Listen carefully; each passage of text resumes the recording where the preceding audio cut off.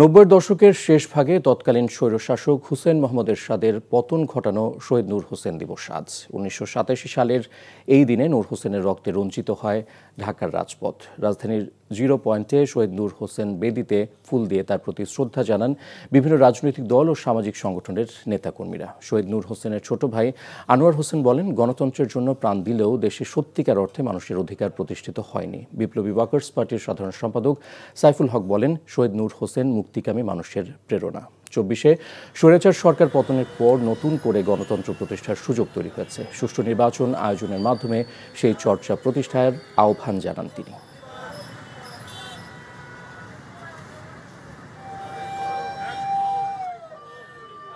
যার জন্য আমার ভাই আন্নামিক আত্মত্যাগ করছেন বা আন্নামিক শহীদ হয়েছেন, সেই গণতন্ত্র যেন প্রতিষ্ঠা পায়। নূর হোসেনের লড়াইটা কিন্তু আজও অব্যাহত আছে। নূর হোসেন যে কারণের জন্য তিনি আত্মাহুতি দিয়েছিলেন, দেখা যাচ্ছে সমাজের গভীরে অনেকেই তারা সেটাকে লালন করছেন।